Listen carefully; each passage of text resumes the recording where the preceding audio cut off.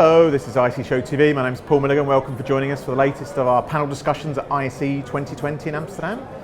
The topic today is AI, and joining me to my right are Ben Smit from Integrators AVEX, who are also members of the GPA, and to right it's Frank Mehr from Integrators AVI-SPL. So welcome gents, thanks for joining us. Thank you. So AI is a very hot topic right now, I guess.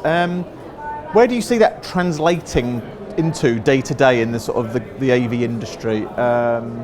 Ben, do you want to maybe kick off? Yeah, of course. So it all starts with collecting data, collecting stuff from sensors in rooms, and devices becoming smarter. But to do something with that data, you need something more than what we have today. And that's why AI is becoming more and more interesting. And also to, let's say, to make the technology work for you rather than that you have to figure out the technology. Yeah. There I see areas of where AI is coming in. Sure. Frank, same for you? Do you? Absolutely agree. And so what I see the progression, as we talked about earlier, we see that data collection is here today. Yeah. People are gathering data today. We are getting into the realm of business intelligence and actually using that data for planning, for deciding what you're going to do. And later on, you're going to actually use that data for self-healing, self-fixing of the problem to, as I mentioned, making sure that the technology helps people as opposed to people having to be handcuffed by the technology. Sure. When you say later on, you mean in a few years' time, or you mean later on in a particular project? For the past 25 years, we've been saying next few years, so I don't want to predict a date, but we are very close because it's becoming an acceptable technology to use, at least in our industry. But if you look at what's happening with IT has not taken advantage of AI yet, and we are approaching the IT realm from AV industry. Sure. So I thought it was interesting you both mentioned data and data collection. It's obviously a big part of AI at the moment. I mean, do you think as an industry we know what to do with that data yet, or is it just we're sort of collecting it and then maybe we'll find out how to analyze all that and utilize that maybe later on down the line?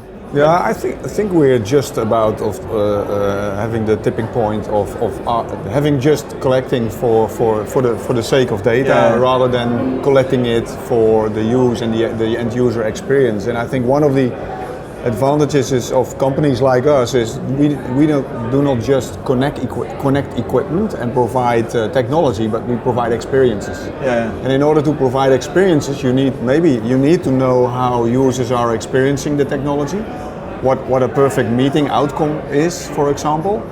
So and you see also suppliers working in that direction, providing smart technologies that detects.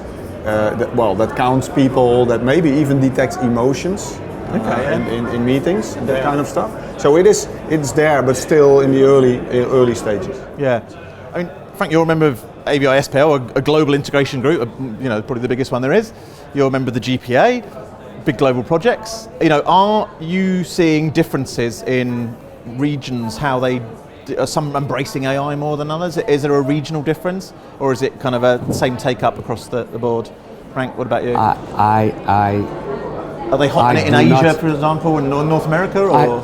I don't see that much. I mean, exactly like Ben said, we're gathering information today. What we have, and it doesn't matter what region we are in.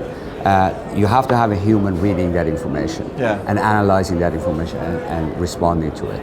And I don't see any regional objection or any kind. I just don't see that anywhere. Well, there might be cultural differences of people being reluctant that there's a device recording your emotions, for example. But we don't see that yet. This is, I think, still too early to say. I know a lot of things I've been reading. There's a vast difference between the attitude to facial recognition in, say, Germany than there is to China. China, it seems to be completely widespread, completely acceptable. Germany are very, UK as well. I think the Mayor of London has kind of made stands against facial recognition stuff, and I think it's really interesting the different. One of the things, and we talked earlier before this discussion, is people are using artificial intelligence a little bit out of context these days, right? Having intelligent algorithms is different than artificial intelligence. We were talking about face recognition, voice recognition. These are all very, very sophisticated algorithms. Yeah. But that feedback that asks that actually there is an engine sitting in the back end saying that, okay, what you just said was incorrect, this is the correct word, and the system learns, and there's a self-learning, that's when you start getting into the realm of artificial intelligence. And that's what I don't think we are there yet. Algorithms, we are using fantastically complicated algorithms, face recognition, gestures, these are all very sophisticated, but AI not quite there yet. Sure, I mean, the fact that you two guys are here shows me that you're kind of have an interest in AI, and as you say, do you get the impression that maybe the general AV industry is playing more of a sort of wait and see game, and the adoption is kind of slow and maybe not as fast as we'd like? Adoption of technology always takes time, right? And we were just talking about facial recognition, emotional, but there's already a lot of things happening in the what Frank was also alluding to is self-healing networks,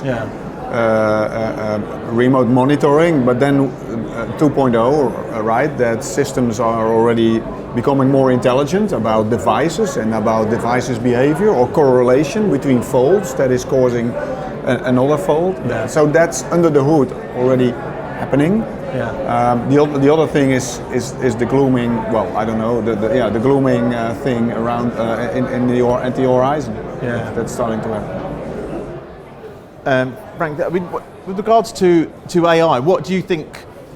What is your sort of what would you say AVI-SPL is doing with AI? Is it just there are enthusiasts within the organisation, or is there like a policy, or is there people who are specifically looking at within the organisation? How does it manifest itself? Yeah, we have people in R&D that are looking at AI, but like I said earlier, it's a journey, right? Yeah, and as part of the journey, as Ben was mentioning, is gathering the data, then analyzing the data, and then passing that data to an engine. That sounds like it takes a lot of people, though.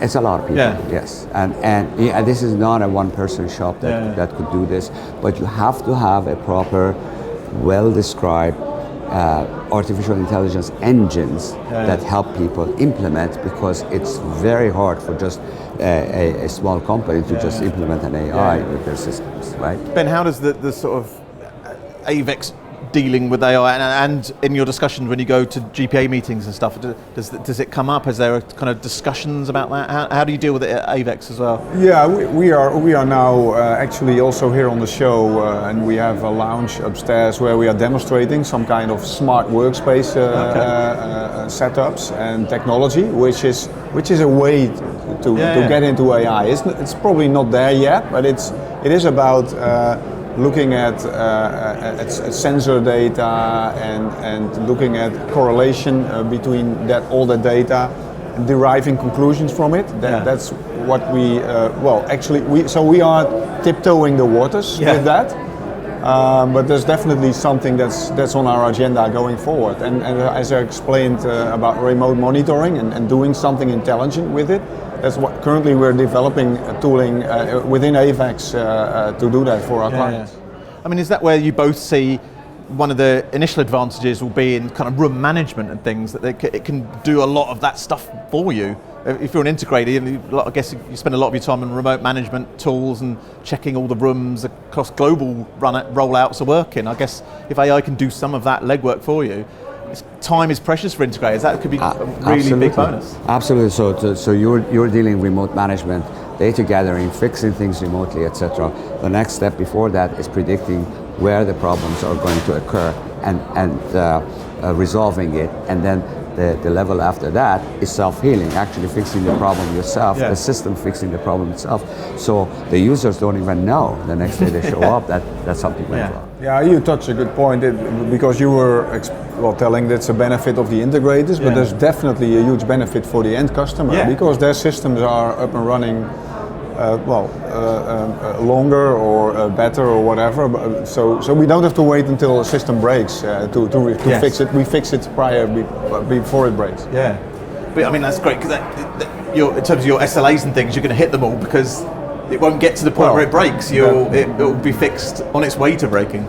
That would be ideal. Yeah. Yes, of course. Yeah. SLAs will not matter after you can actually do self-healing in a sense, unless something smokes, right? Sure. And that's actually a nice bridge to the other part of what we touched on with respect to AI is, yes, the systems are up and running, but now we should start measuring if a meeting has been effective or the outcome is good. And there's the other emotional data that's probably a little bit more tricky. Sure. But yeah, that makes the whole circle round. And when we're talking about intelligent buildings, in order to design intelligent building, you need to have empirical data to decide how you're going to design it.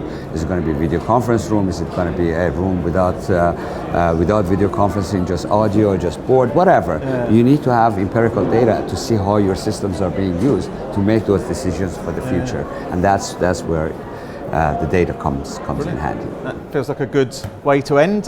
Frank, Ben, many thanks for your time. Please join us for more panel discussions on all our video channels. Thanks for joining us. Goodbye.